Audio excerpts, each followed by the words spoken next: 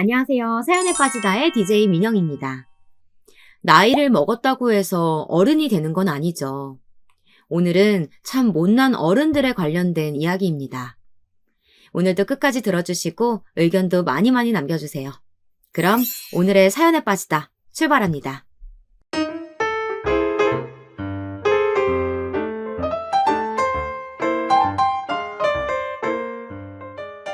사연 봐주시는 분들 안녕하세요. 저는 30대 후반을 맞이한 남자입니다. 집안일을 마음껏 터놓을 곳도 마땅치 않은 데다가 제가 글 쓰는데 미력 하나마 취미가 있어서 이렇게 사연을 신청하게 되었습니다. 제가 취미가 있다 뿐이지 글을 잘 쓰는 것은 아니니까 기대 덜고 들어주시면 감사하겠습니다. 주변에 친구놈들은 꽤 있는데 가정사를 미주알 고주알 다 떠들기에는 제가 좀 쪽팔리네요. 익명이니까 하고 싶은 얘기들을 다 써볼게요. 저는 제가 33, 아내가 31일 때 결혼을 했습니다. 딱 1년 연애하고 결혼 준비에 들어갔었죠. 슬하에 딸을 하나 두게 되었는데요. 임신 기간 동안 아내나 저나 정말 힘든 시간들이었고, 그래서 무사히 건강하게 태어나준 아기가 고마웠어요. 슬프고 안타까운 사실은 출산 후에 아내의 건강이 많이 안 좋아졌다는 사실입니다. 아내는 원래 간 쪽이 안 좋았어요. 이건 집안 내력이더라고요. 아내의 대학 졸업 직후 돌아가셨다는 장인어른께서 오랜 간 질환을 앓고 계셨고 결국 그것으로 인해 세상을 떠나신 거라고 저도 들어서 알고 있으니까요. 쉽게 피곤해지고 스트레스에 취약했던 아내는 출산 후에 각종 건강 악화 증세를 앓게 되었습니다. 그래서 원래 저희 자녀 계획은 성별 상관없이 2명이었는데 딸 하나로 만족을 하게 되었습니다. 이제 더 이상 낳지 않는 것으로 약속을 했죠. 단순 사무직이고 박봉이었지만 아내는 직장이 있다는 것에 상당히 의미를 두는 타입이었습니다. 스트레스에 무척 취약한 사람이었지만 일적으로 받는 고충보다는 자신만의 법칙이나 환경이 깨지는 것에 더 힘들어했기에 임신 전까지는 계속 직장을 다녔어요. 출산 후에는 몸이 너무 안 좋아져서 바로 복직하기에는 엄두가 안 났고요. 저는 본가가 지방이었기 때문에 저희 부부가 아이를 맞이하고 나서 아내 건강 문제로 고군분투하고 있을 때 육아를 자처해준 사람은 다름 아닌 장모님이셨습니다. 장서방, 걱정할 게 뭐가 있어. 바로 내가 있는데. 아이고, 우리 손녀 예쁘기도 하지. 온종일 들여다보고 있어도 나는 절대 안 질려. 아이고, 볼수록 이쁜 이 얼굴을 어쩐다. 아무런 걱정일랑 하지 말고 병원이고 회사고 마음대로 일 보고 다녀. 내가 항상 아기 보고 있을 테니까. 아이고, 우리 주윤이가 그러셔요. 어머, 얘 봐라. 막 웃는다. 아이고, 예뻐라. 아이고, 예뻐. 저도 처음 되어본 아빠라는 위치였고 출산 직후부터 급격하게 상태가 안 좋아진 아내 때문에 걱정과 두려움이 이만저만이 아니었는데요. 저희 딸에게 온전히 집중을 다해주고 사랑을 베풀어주는 존재가 곁에 있다는 것은 커다란 힘이 돼주었습니다. 저는 세게 안으면 진짜 혹시나 부서지지 않을까 싶어서 차마 아기를 놀아주지도 못했던 못난 초보 아빠였는데요. 장모님께서는 너무나도 능숙하게 아기를 들어올리고 등을 쓸어주고 방긋 웃음 짓도록 장난까지 치면서 정말 잘 놀아주시는 게 저의 눈에는 육아의 달인처럼 보였습니다. 아유, 박간 양반 떠나고 나서 내가 마음 편히 순수하게 웃어볼 일이 통 없었는데 확실히 집안에 아기가 있는 것만으로도 분위기가 확 달라진다잖아. 정말 그런 것 같아, 정서방. 아기를 보고 있자면 절로 미소가 다 지어지네. 어째 이런 천사가 다 있을꼬. 전혀 귀찮아하지도 않으셨고 저희 아기를 보면서 늘 편안한 표정과 행복한 말씀들을 해주시는 것에 저도 정말 감동이었습니다. 그때 저는 아내의 건강 문제도 그렇지만 회사 일 때문에도 모든 게 겹쳐서 힘들었었거든요. 진짜 딸이 태어나지 않았다면 번아웃이 와서 모든 걸 다 내려놓고 호련히 자연과 벗삼아 시간이나 죽이며 살아가는 백수가 되었을지도 모릅니다. 그 정도로 머리가 아플 만큼 복잡했던 시기였죠. 딸이 태어났다는 것은 저의 깊은 책임감이었습니다. 그러니 저는 주저앉을 수 없었죠. 무슨 일이 있어도 내가 우리 딸 앞으로 평생 지킨다는 각오가 생겼기 때문에 하루하루 아내와 미래를 그려가며 버틸 수 있었습니다. 아기가 태어나기 전에는 차마 몰랐던, 체감할 수 없었던 부성애라는 것이 아기 얼굴을 본 순간부터 모락모락 피어오르더라고요. 이런 저희 아기를 돌봐주신 장모님께 제가 얼마나 감사함을 느꼈는지 모릅니다. 그 덕분에 저희 부부는 출산 직후에 엉망진창이었던 일정들을 모두 소화해내며 그 힘든 터널을 지나올 수 있었다고 생각합니다. 몸이 아프니까 무기력증과 약간의 우울감을 호소했던 아내도 시간이 지나면서 점차 상태가 나아지게 되었어요. 정확한 시점을 따지자면 제 생각에는 가족 친지만 모여서 소소하게 열었던 돌잔치에서부터였던 것 같아요. 그때 아내가 정말 곱게 차려입고 환하게 웃었는데 통통한 볼살을 자랑하는 저희 귀여운 딸과 더불어서 세상 가장 예쁜 모녀의 모습으로 제 눈에는 그렇게 보였습니다. 그렇게 행복하였던 저희 가정.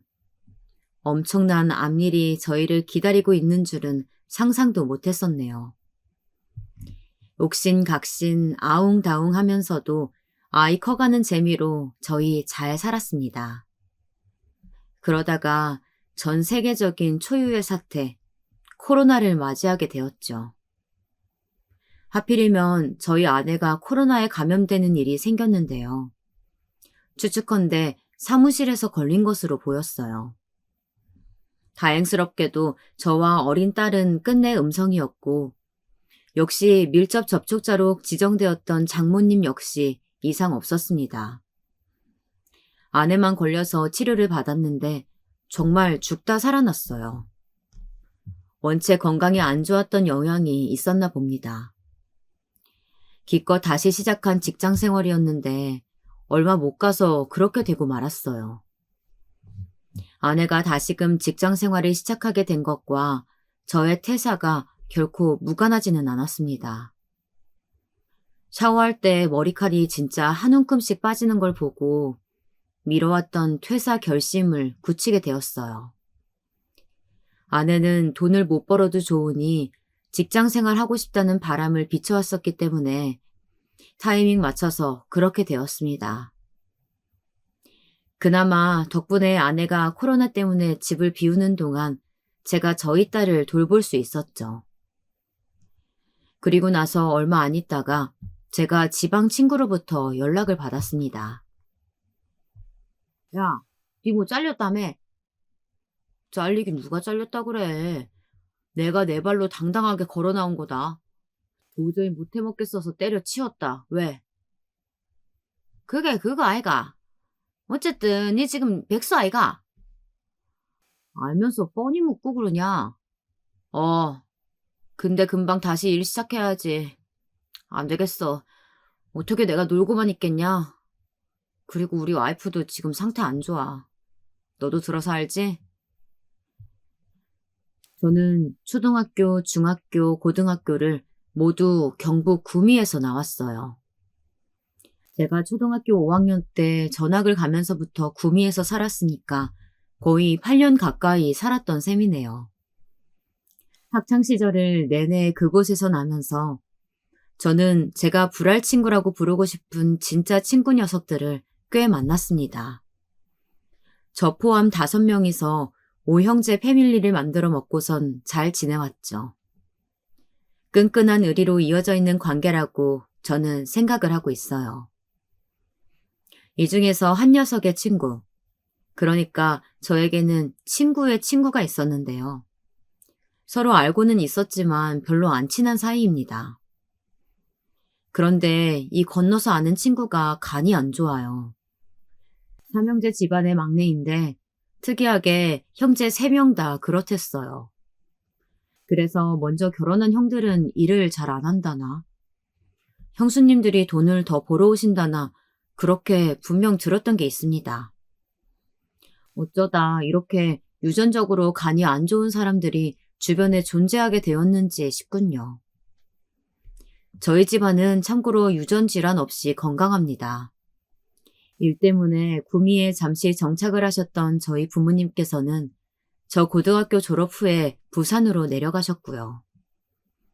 거기서 아파트를 살짝 무리해서 사셨었는데 거의 로또 맞으신 급이 되었습니다. 그쪽 아파트 값이 완전히 폭등을 했거든요. 현재로서는 저희 부모님께선 노후 부장이 다 되어 있으시고요. 제 위로는 형이 하나 있는데 이 인간도 알아서 잘 삽니다.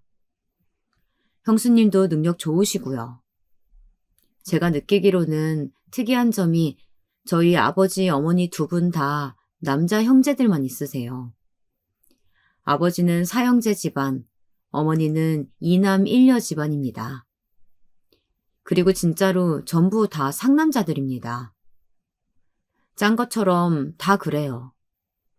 외모부터 선이 굵직굵직한데 저만 얄뿌리합니다.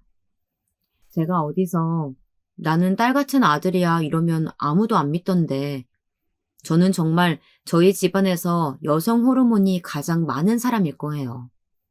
여자들 포함해서 말이죠. 언제나 저의 마음속에 담아두고 있는 저희 집안 가족들. 부산이란 먼 곳에 사시지 않았다면 어땠을까 자주 생각을 하곤 했습니다. 그리고 만약 제가 서울 서대문구가 아니라 부산 해운대구에 자리를 잡고 살았다면 어땠을까 하는 것도 부질없이 종종 생각을 해봤고요. 어떻게 해도 타지살이는 늘 외로운 것 같아요. 가정이라는 뿌리를 내렸으니 망정이었죠. 저는 저에게 제2 고향인 구미 역시 항상 그리워했습니다.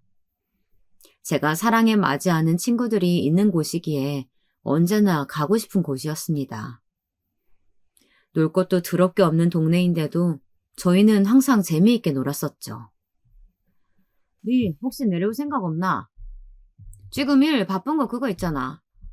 네가 공장 그거 맡으면 내 보기엔 딱인데. 무슨 얘기하는 거야? 공장? 너 그거 찬준이 공장 얘기하냐? 그럼 내가 뭔 공장 얘기하는데. 야 금마 있잖아. 네 전에 이거 못 들었나?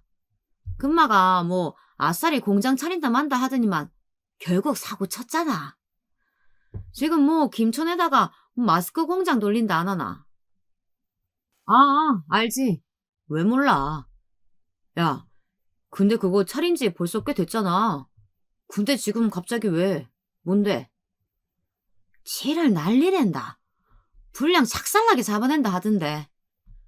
내가 뭐 대강 듣기로는 마스크 그거가 예민하고 까다롭다더라. 그 있잖아, 마스크 그게 우리 생각하는 거랑은 완전히 공장이 다르대. 근데 준이 금마가 거기에 올인하겠다고 안 그러나? 그래서 뭐 공단에 그 공장은 니한테 연락 한번 해보라 그러대. 네가 원래 뭐 그런 일엔 한가다 하잖아. 친구 녀석들이 저의 신경을 써준 모양이었는데요. 저는 단박에 솔깃해서는 욕심이 났습니다. 다른 사업 아이템 때문에 바빠진 친구도 도울 겸 무엇보다 급한 상황이라고 하니까요. 몇 달 제가 공장을 맡으면 돈도 엄청 땡겨준다고 하고 그렇게 챙겨준다는데 마다하기가 어려웠습니다. 아내한테 바로 상의를 가장한 저의 바람을 꺼내보았습니다. 나는 진짜 그 일 내가 맡고 싶은데 나 원래 관리자가 천직이잖아. 관리 업무로 총괄하는 거라서 한번 해보고 싶다는 생각 바로 들더라고. 내가 가서 돈 진짜 많이 벌어올 테니까 몸 추스르고 지훈이 보면서 혼자 지낼 수 있지? 참나, 무슨 외국 나가? 알았어. 당연히 되지. 아내는 저의 지방행에 순순히 동의를 해주었고, 덕분에 저의 마음이 한결 편해진 것 같아요. 한창 예쁜 나이에 우리 딸을 두고 간다는 게 너무 아쉽긴 하였으나, 제가 그 일을 맡아서 해봄으로써 저의 다음 미래가 새로 결정될 수 있을 거라고 판단이 들었습니다. 그 주말에 장모님께서 저희 집에 방문하셔서 같이 저녁 한 끼를 먹었어요.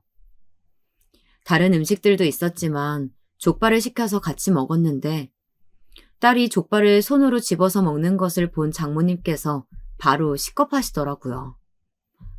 예끼! 요거가 얼마나 짠 부분인데 그걸 덥석 집어먹으려 들어. 할머니한테 줘봐. 옳지. 짠 거는 할머니가 먹을 테니까 우리 이쁜 지은이는 요거 살코기 먹자. 아이고 착하다. 족발에서 간이 센 부분은 아이가 먹지 않는 게 좋겠다면서 장모님께서 족발을 집어 살을 발라다가 저희 딸에게 따로 놔주셨습니다. 이런 부분에서 참 장모님께서 세심하시다고 저는 느꼈었죠. 바로 이런 모습들이 제 안에 쌓이고 쌓여 신뢰를 만들어냈던 겁니다. 장모님, 전화로 미리 말씀드렸던 것처럼 제가 친구 공장을 대신 당분간 좀 맡아서 운영하기로 했거든요. 구미에서 지낼 집도 단기로 구할 거고요. 엄마, 거기는 주변에 단기 매물들이 꽤 많더라고.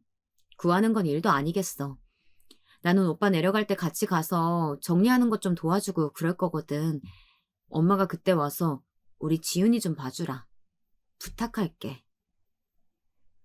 아유, 이왕 내려가는 김에 너도 장서방 지내는 곳에서 한참 쉬다 오지 그러니. 너 요즘 얼굴 꼴이 말이 아니야. 너 거울 보면 뭐 느끼는 거 없어? 안 그래 장서방? 우리 지훈이가 이쁘기는 하다만 미운 4살이기는 한지 청방지축에 날이 갈수록 드세지잖아. 괜히 다시 직장 다닌다고 설쳤다가 코로나 걸려서 죽사발 났지. 안색 파리해가지고는 애가 놀아달라고 부채고 심심하다고 우는데 그 앞에서 꼼짝을 못하지. 아유. 잔말 말고 장서방 지낼 집 어떤가 네가 잘 살펴주고 너도 웬만하면 콧바람 좀 제대로 쐬고 올라와라. 장모님께서 약간은 신랄하게 말씀하시는 것에 저희 부부 서로 눈빛 교환을 하면서 민망하게 있었네요. 그렇게 내려가기로 한 날짜가 되었습니다. 저희 딸이 장모님 옆에 찰싹 달라붙어서는 귀엽게 손을 흔들며 빠빠이 해주는 것을 뒤로 한 채 트렁크랑 뒷좌석에 짐을 꽉 채워서 아내랑 구미로 내려갔어요. 저는 워낙 단골 신세로도 잘 지내는 타입이라 짐도 얼마 없었고요. 그래서인지 예상보다 정리는 금방 끝났습니다. 공장이랑 출퇴근 동선 좋은 위치에 있는 투룸이었어요. 그리고 아내는 이곳 생활을 마음에 들어하는 눈치였습니다. 집에서 가만히 침묵 속에 책이나 읽고 한적한 동네를 낮에 한 바퀴 돌면서 산책이나 하고 조용한 동네 카페에 가서 혼자 앉아있고 이런 생활에 만족해 하였습니다. 여기 있으니까 나 꼭 힐링하러 온 사람 같다. 지훈이가 너무 보고 싶기는 한데 솔직하게 말해서 내 몸과 마음이 재충전되는 기분이야. 그러면 며칠 더 있다가 올라가는 건 어때? 매일 영상통화로 너도 봐서 알겠지만 지훈이가 장모님이랑 지내면서 꽤 좋아하는 것 같아. 부모인 우리보다도 장모님께서 때로는 더 지훈이를 위해 주신다는 느낌을 받았을 때도 있다니까. 이거 나만 그래? 우리 엄마가 애를 잘 보는 것 같기는 해. 나는 솔직히 체력적으로나 정신적으로나 하루 종일 지훈이 보려면 벅찬데 엄마는 거뜬하시더라고. 진짜 엄마랑 우리랑 가까이 살아서 얼마나 다행인지 몰라. 그러면 엄마한테 내가 연락할까? 나 조금만 더 있다 간다고. 아내와 제가 신중하게 상의를 했고 장모님께 연락을 드렸습니다. 우선 장모님께서 어떻게 반응하시는지 보고자 했었는데 엄청 반색을 하시는 거예요. 그래서 저희가 딸 맡기는 수고비 명목으로 용돈을 드리고 왔었는데 더 후하게 드려야겠다는 생각이 들었습니다. 장모님, 저희 식구 토탈 생활비라고 생각하고 월 500 드리려고 하거든요. 저 내려와 있는 동안이요. 뭐? 장서방, 500씩이나? 아니, 그런 큰 돈을? 어차피 제가 여기 내려와 있으면 저희 집사람이 있다고 하더라도 장모님께서 지윤이 보러 저희 집에 계속 방문해 주실 것 같아서요. 그건 그렇지. 장서방이 없는 상황이라면 그렇고 말고. 내가 암만 내 딸이라지만 다 맡겨놓고 있을 수가 있어야지. 내 소녀는 내가 두 눈으로 보고 찰싹 달라붙어 있어야지만 안심이 돼.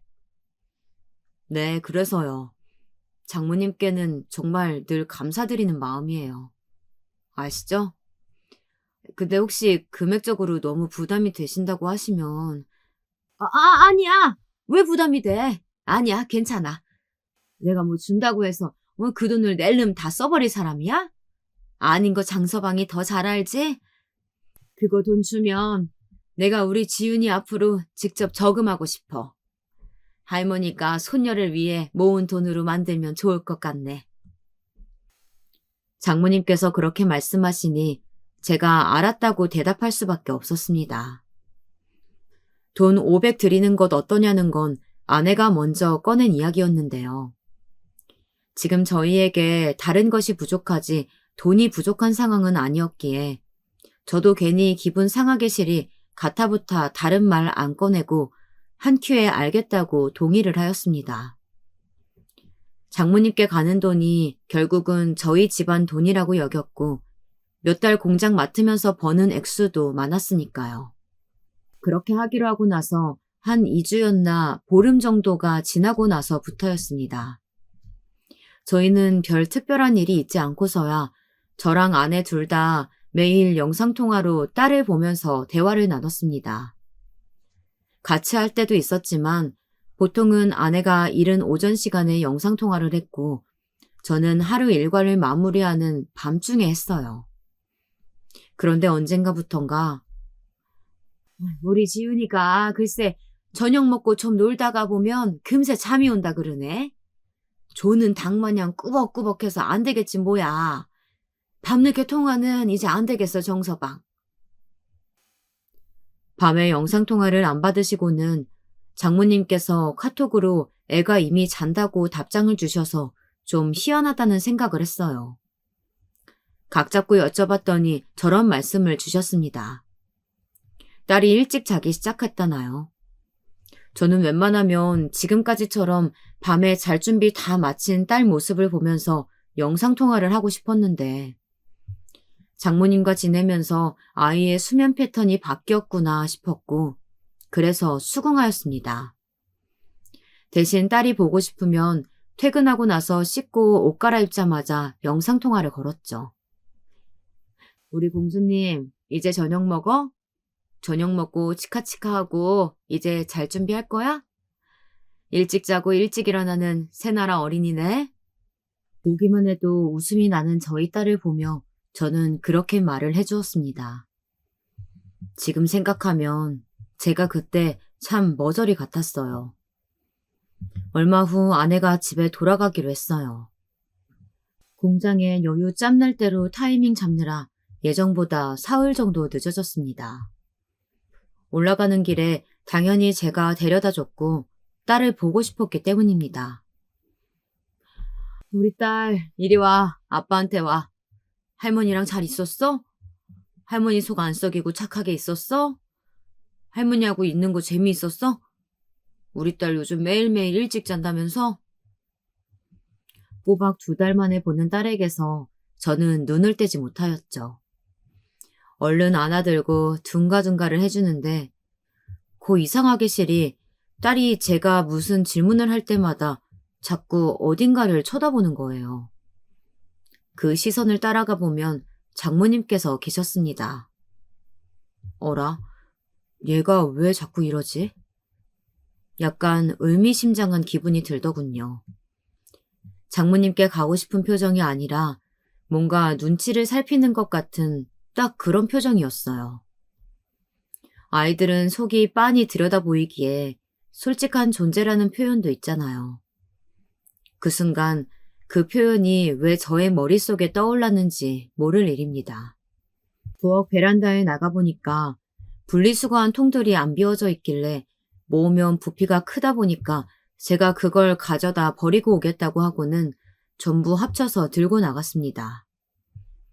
그런데 잔뜩 쌓여있던 분리수거를 하고 다시 집으로 돌아왔는데 엘리베이터에서 내려서 오른쪽으로 돌아 저희 집 현관문 앞에 서자마자 뒤에서 도어락 소리가 들려오는 겁니다.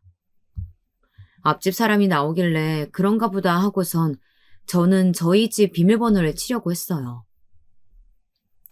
안녕하세요. 오랜만에 뵙는 것 같아요. 요새 통 되게 안 계신가 보네요. 그런데 앞집에서 나온 아주머니께서 저에게 말을 거시는 겁니다. 참고로 아직까는 안면만 틀고 지냈고 딱히 이웃 간에 오가는 접점은 그 외에 없었어요. 50대 부부가 사시는 집이었는데요. 자녀들은 자취하느라 가끔 주말에 들른다는 정보만 제가 스쳐가듯 들어서 알고 있었던 게 다입니다. 그 전까지는 마주치면 꾸벅 목례만 했었는데 갑자기 저에게 말을 건 것이었죠. 저는 간만에 집에 들른 참이라 이웃도 왠지 반갑게 느껴지더라고요. 그래서 지방에 업무가 생겨서 내려가 있는데 아무래도 서너 달 정도는 더 그럴 것 같다고 간단히 말씀을 드렸어요. 부부가 통 안 보이시고 그 어머니 되시는 분만 애를 보고 계시길래 무슨 일인가 했어요. 아, 저희 장모님이요? 그게 저희 집사람이 저랑 같이 지방에 잠깐 있다가 오늘 올라왔어요. 그동안 장모님께서 저희 아이 봐주셨던 거고요. 저희 부부 안 보이는 걸 아셨다니 오며 가면서 마주치셨나 봐요. 아니요. 그런 게 아니라 하여간 그쪽 장모님 목소리를 내가 들어가지고 통 신경이 쓰였었네요. 이제 아이 엄마가 돌아왔으면 됐죠. 잘 됐네요. 아, 그러셨어요? 그런데 아마 당분간 저희 장모님이 거의 매일 와 계실 것 같아요. 집사람이 건강도 신경 써야 하고 또 자격증 공부한다는 것도 있고 일정들이 좀 있거든요. 아이가 장모님을 잘 따르니까 사위로서 제가 복이죠. 네? 아니, 그럼 그 장모님이란 분을 저희가 앞으로도 봐야 한다고요? 그건 좀 곤란한데. 그래도 아이 엄마가 왔다니까 낫겠죠? 밤마다 문을 어찌나 쾅쾅 닫아대던지 그 현관문 좀 살살 닫으라고 말을 한 번 했는데도 계속 그러더라고요. 저희 남편이 대낮이라면 피아노 소리든 코끼리 울음소리든 신경 안 쓰는 사람인데 깜깜한 밤에는 무조건 조용해야 해요. 잠기가 약간 밝아서요. 그런데 이어폰 낀 상태에서도 그 문 닫는 소리가 얼마나 천둥처럼 들리는지 아휴, 이거 안 겪어보면 몰라.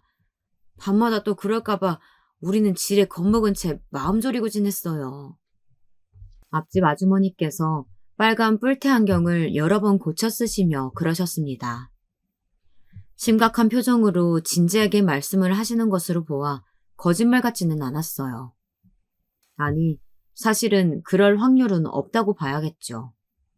앞집에서 무슨 이득이 있다고 이런 걸로 저한테 거짓말을 하겠어요.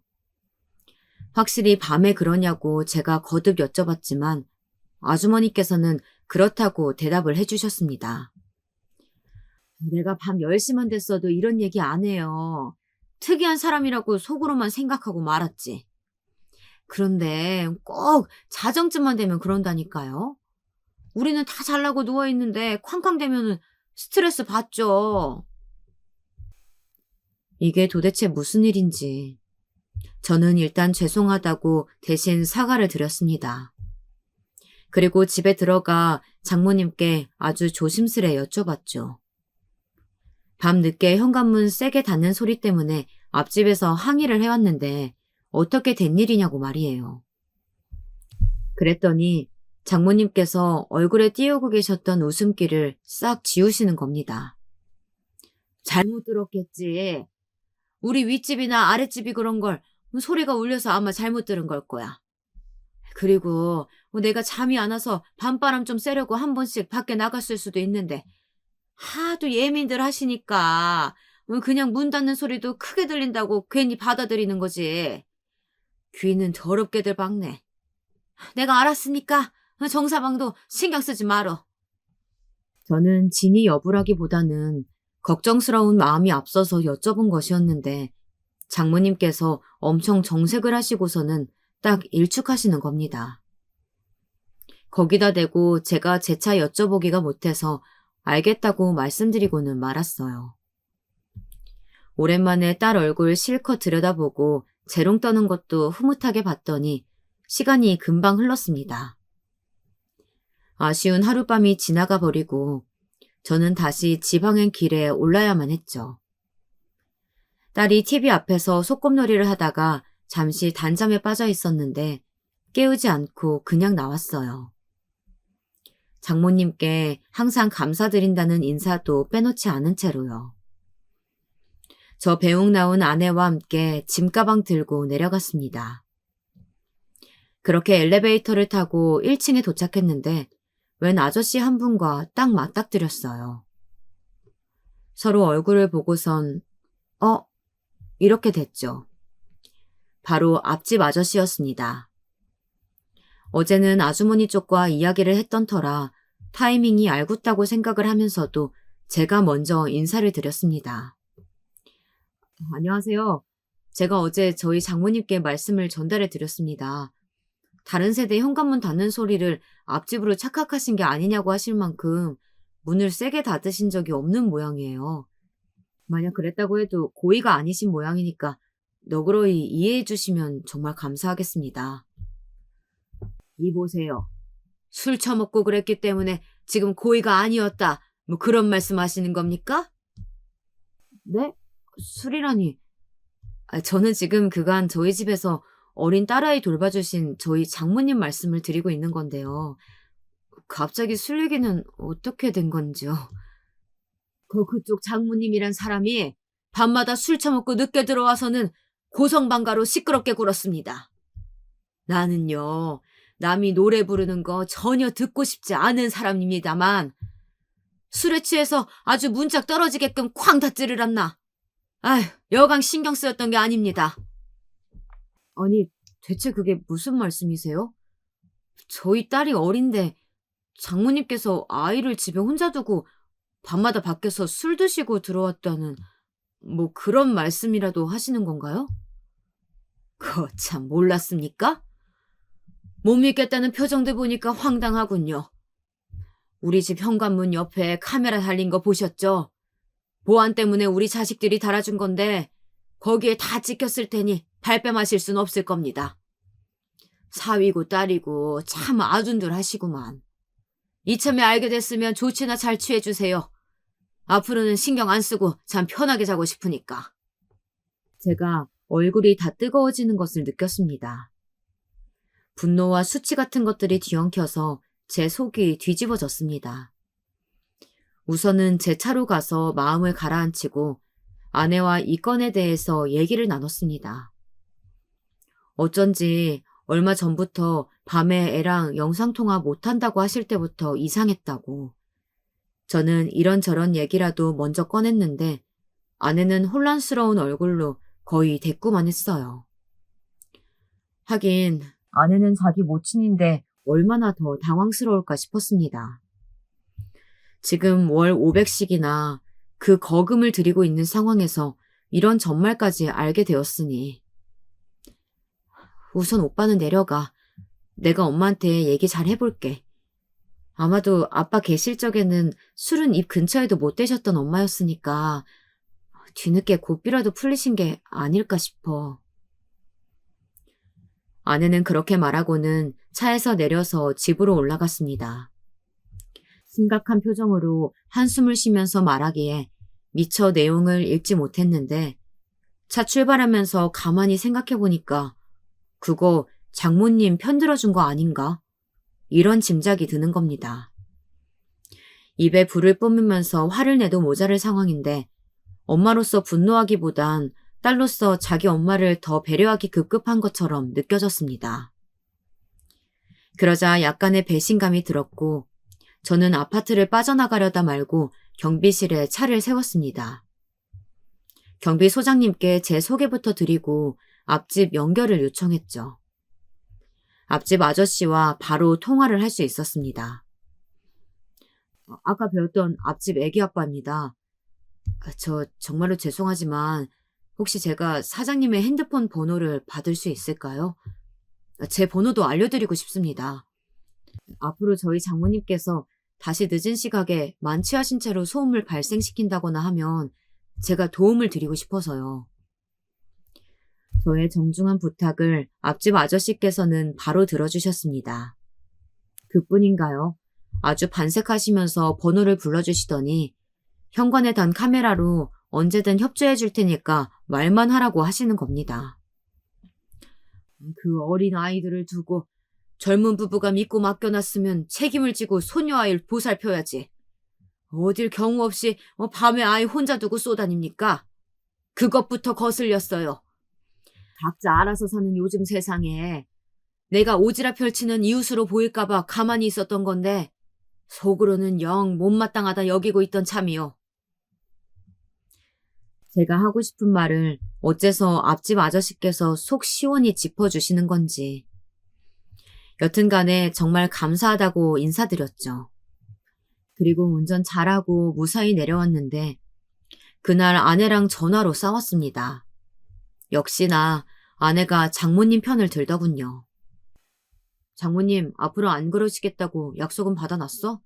미안하다고 말씀은 하시지? 왜 그러신 거래? 오빠 작작 좀 해. 이제 다 알았고 지적했으면 그거로 됐잖아. 엄마가 우리보다 어른이신데 어련히 잘 하시겠지. 저는 어떻게 그것으로 이탈락할 수 있냐고 따졌고 아내는 그런 저에게 지랄 유난 떤다고 하면서 화를 냈습니다. 아내가 기본적으로 성질이 대단한데 그 성질 일어나는 영역만 건드리지 않으면 온실 속 화초 같은 사람이거든요. 엄청 유유자적한 사람이에요. 대신 심기 건드리는 영역 터치한 순간부터 폭발입니다. 제가 보니까 아내는 더 이상 이 일로 장모님을 건드리지 않기를 원하는 것이었습니다.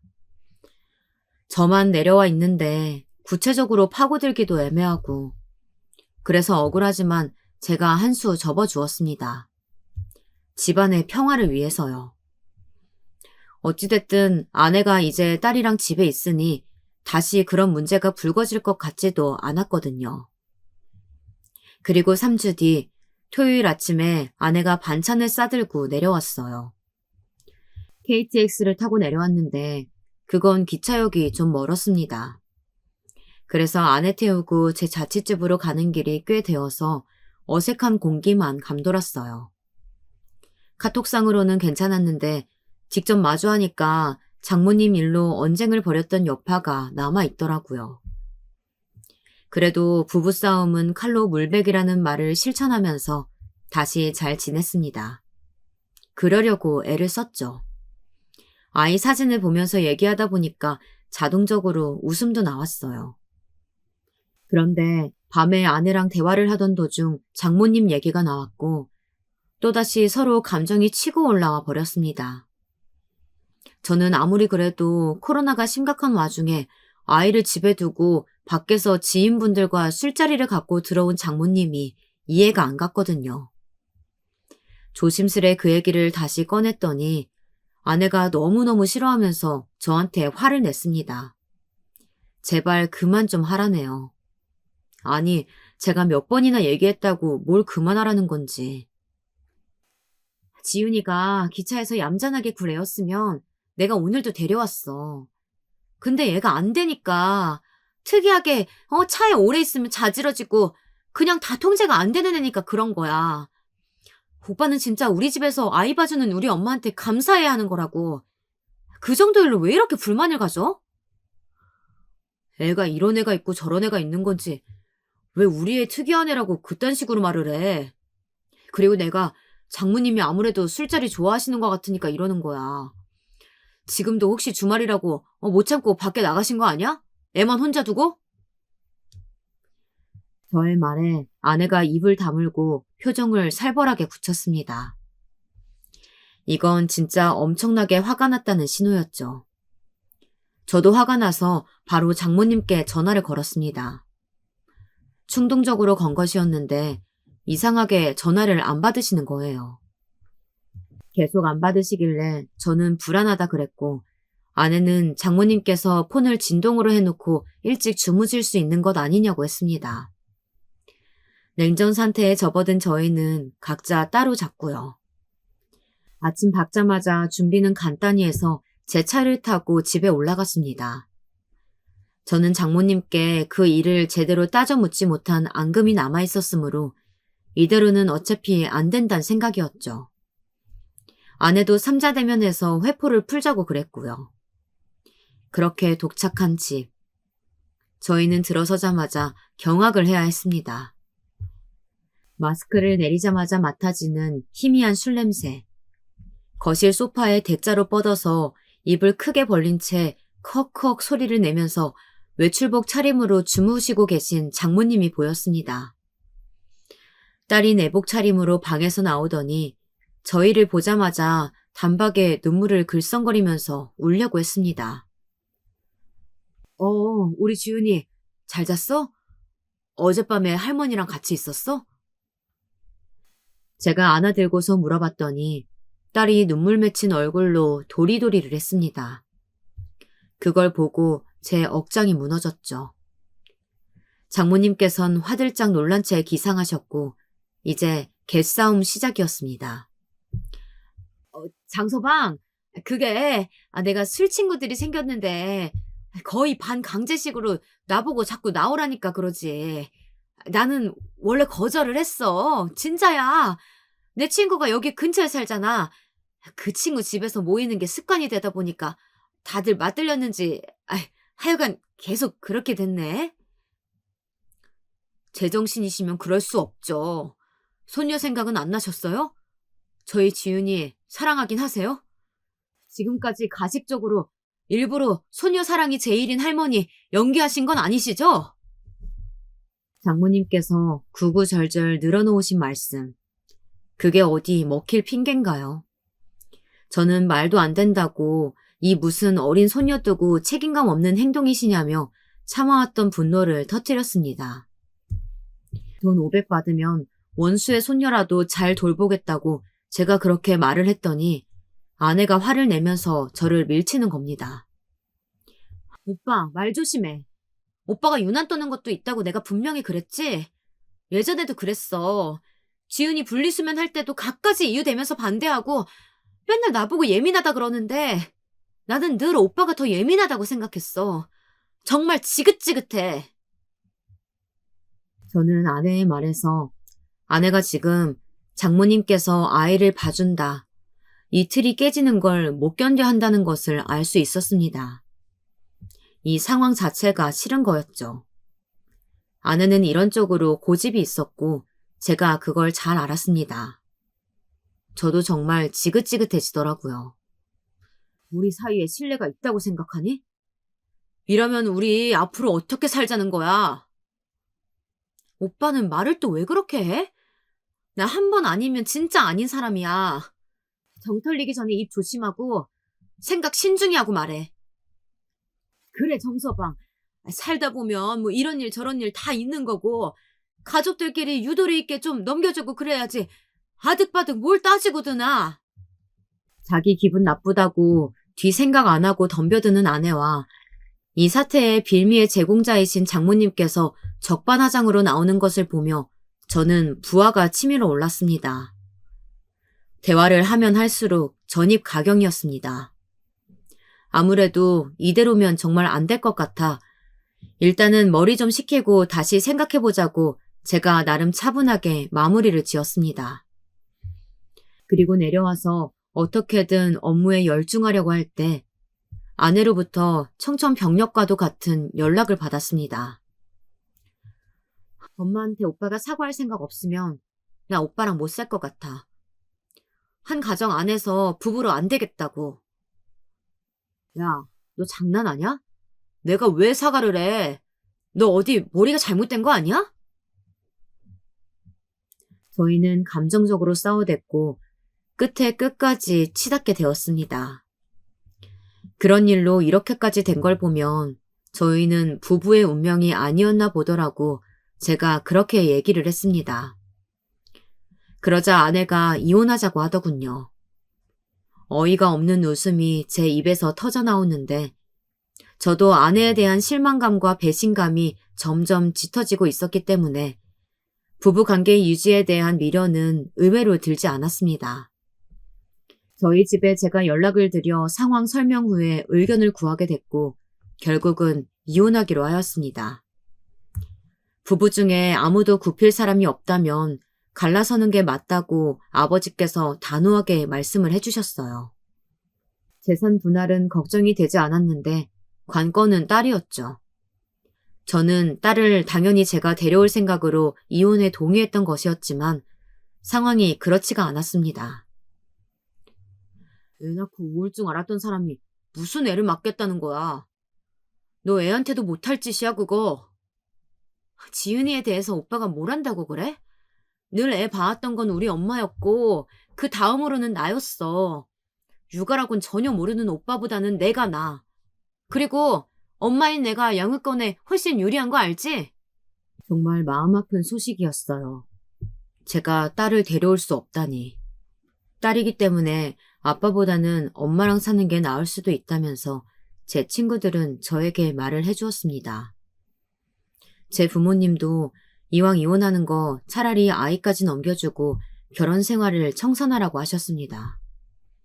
이혼 조정으로 가려고 하였으나 아내가 장모님께서 모임 좋아하시고 뒤늦게 술맛에 빠지신 걸 자기는 진작 알고 있었다면서 그런데 손녀를 돌보시면서는 안 그러실 줄 알고 함구하고 있었다며 미안하다고 이 부분을 사과했고 인정하였습니다. 그러면서 위자료, 재산 분할 모두 제가 원하는 방향으로 해주겠다고 했기에 합의서 정식으로 쓰고 합의 이혼을 하게 되었습니다. 그렇게 저희는 개싸움을 벌인 지 넉 달 만에 이혼까지 가게 되었죠. 그리고 3달간의 숙려기간을 거치게 되었습니다. 이게 다 무슨 일인가 싶으면서도 사람 관계에서 정 떨어지고 질리고 나니까 진짜 뒤도 돌아보고 싶지가 않아지더라고요. 저희 딸 태어났을 때 고귀한 생명보다도 저는 아내가 먼저 눈에 들어왔던 사람이었는데 솔직히 그때는 핏덩이 신생아는 잘 보이지도 않았고 온갖 고생 끝에 드디어 출산을 한 아내의 핏줄 터진 얼굴이 더 눈물 났었어요. 그런 아내였지만 이제는 저와 남남이 되려고 서로 사력을 다하고 있다니 정말 촌극 그 자체였습니다. 속은 골마 있었으나 애써 담담한 척 지내고 있던 그때 저는 아내의 친구가 올린 SNS 게시물을 보게 되었습니다. 겨울인데 하나도 안 추. 기분 전환 가평 펜션 나들이 파티할 거니까 코로나 꺼져.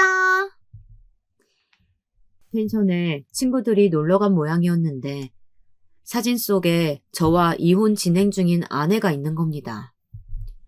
아이는 어쩌고 친구들이랑 놀러 간 건지 또 장모님께서 혼자 보시려나 이런 생각이 들었죠. 그 순간 정말 하늘이 저를 도왔습니다. 좋은 날씨의 주말 저녁인데 아내마저 집에 없다. 머릿속에 생각 하나가 번뜩인 겁니다. 저는 실례를 무릅쓰고 당장 앞집 아저씨에게 연락을 했습니다. 늦은 시간에 죄송합니다. 네, 저 애기 아빠입니다. 죄송하지만 지금 댁에 계시나요? 그러면 혹시 저희 집 벨 한번 눌러봐 주시겠어요? 사람이 있는지 확인이 필요해서요. 아, 말씀 듣고 나와서 지금 누르고 있는데 아무도 없는 것 같은데요. 아, 그런가요? 아, 네, 알겠습니다. 감사합니다. 잠시만요. 안에 있나 봐요. 귀대고 들어보니까 아이 목소리 같습니다만. 이거 애가 훌쩍거리는 소리 같은데 아무래도. 재벌은 남 못 준 장모님께서 또다시 출퇴를 하신 게 분명하였습니다. 재차 아저씨를 통해 상황을 확인받은 저는 결심을 굳히고 어려운 부탁을 드렸습니다. 정말 죄송하지만 지금 심각한 상황이라서 꼭 좀 부탁드리겠습니다. 아이가 혼자 집에 방치되어 있는 상황입니다. 짐작하시는 것처럼 상당히 상습적으로 저희 장모님께서 그러고 계신 거고요. 제가 사정이 있어서 그런데 저희 아이를 위해서 112에 신고해 주실 수 있을까요? 네? 경찰에다가 신고를 해달라 이 말입니까? 맞습니다. 혹시 이 신고로 손해나 피해를 입으신다면 제가 책임지겠습니다. 무조건 살해 또한 해드릴게요. 저희 방치된 아이 생각해 주시고 앞집 이웃으로서 신고 좀 넣어주세요. 부탁드리겠습니다. 거참, 그래요. 알겠수다. 그동안 나도 어린아이가 걱정되긴 마찬가지였으니까요. 일러주신 대로 내가 경찰에 전화해서 신고할게요. 앞집 부부 두 분께서 합심하여 상의를 하고 말을 맞추신 끝에 경찰에 신고를 해주셨습니다. 아이가 자주 방치되어 있는 정황을 그동안 많이 봐왔고 여러모로 의심을 품고 있었는데 우는 소리가 들려서 신고를 넣었다고 그렇게 말씀을 하셨다고 합니다. 제가 따로 감사 인사를 또 드렸고 극구 사양하시긴 했지만 약소 하나마 살해 또한 해드렸습니다. 역시나 저의 예상대로 장모님께서는 지인들과 소주 병나발을 불면서 즐기고 계셨더라고요. 오빠 미안한데 우리 엄마가 또 지훈이 놔두고 밤에 나가셨었더라고. 분명 안 그러시겠다고 나랑 약속도 했는데 왜 또 그랬는지 나도 진짜 모르겠다. 친구들과 펜션 잡고 놀고 있는데 난데없이 집에 경찰 출동했다고 연락을 받은 것에 아내는 큰 충격을 받은 듯 했습니다. 아내는 건강 문제로 인해서 술을 입에도 안 대고 사는 사람인데 그 모친인 장모님께서는 어떻게 그렇게 술을 좋아하시고 술자리라면 사족을 못 쓰시는지 모를 일입니다. 심지어 먼저 가신 장인어른께서도 간 질환으로 세상을 뜨셨던 것이라는데 말이죠. 저는 숙취에 찌든 장모님의 연락을 받았을 때 남아있던 일말의 미련도 털어버렸습니다. 이봐, 장서방.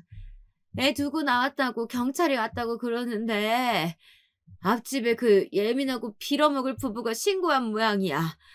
장서방한테도 연락할 것 같아서 내가 먼저 선수 치려고. 내가 지난날 얼마나 고생하고 산지 우리 사위는 모르지? 응? 내가 그때 한 마음고생 풀려고 아주 조금 즐기면서 사는 건데 이것도 못하고 살면 나보고 그냥 콱 죽으라는 거야. 지훈이 그거 그게 어찌나 때를 쓰고 애가 치를 맞은지. 아유 욕 나와. 내가 걔 비위 맞춰주느라고 하루에 10년은 늙어요. 그래도 장서방 돈 보고 내가 꾹 참아왔는데 가식 떠느라 얼마나 힘들었다고. 이혼해도 양육비 꼬박꼬박 챙겨주는 거 맞지? 나 또 슬판 머리로 나왔다고 양육비 줄이면 안 된다. 응? 아, 재산도 장서방이 챙겨가기로 했잖아. 지훈이 키울 돈은 후하게 줘. 그래야 내가 말년까지 여유롭게 살지. 한 번 사위는 영원한 사위. 장서방 돈이 최고야, 최고.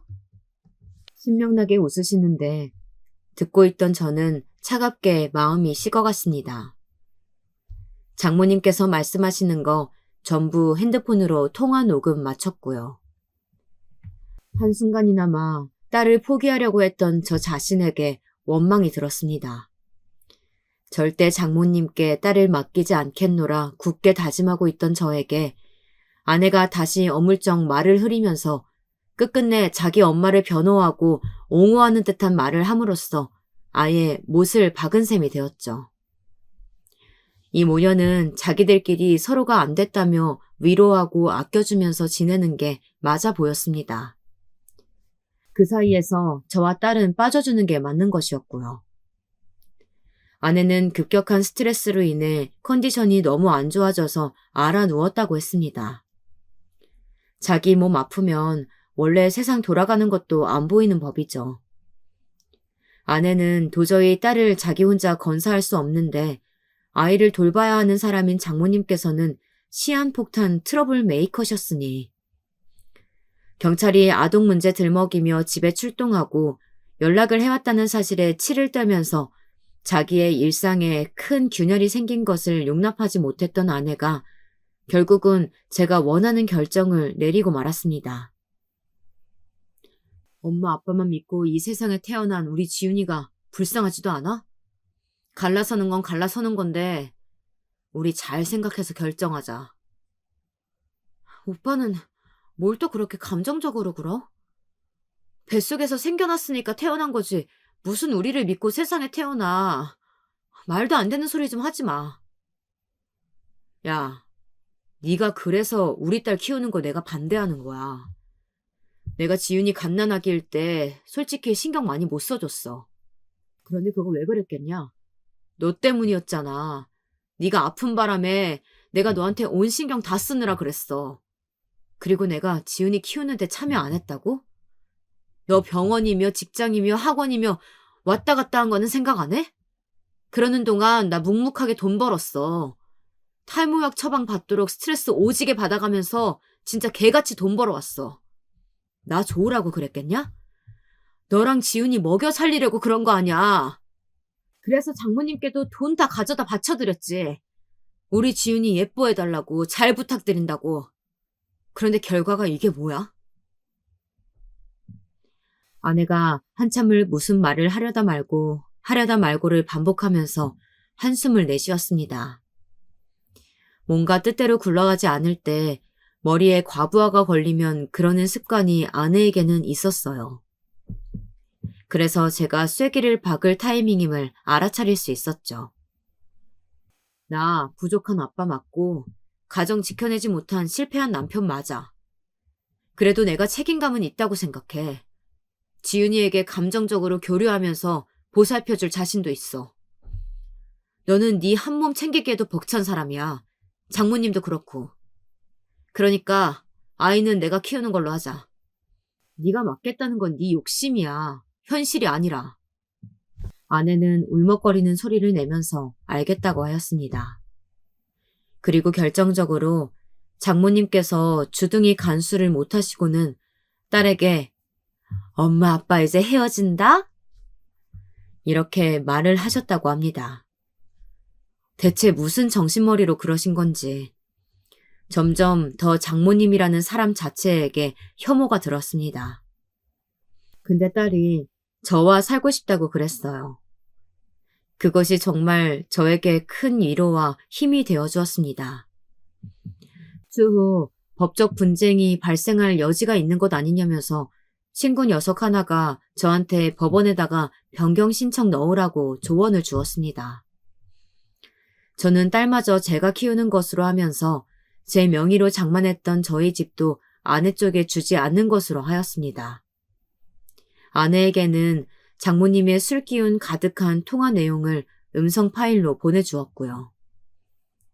그거 듣고서 아내는 스트레스 도져서 완전히 뒤로 넘어갔던 모양입니다.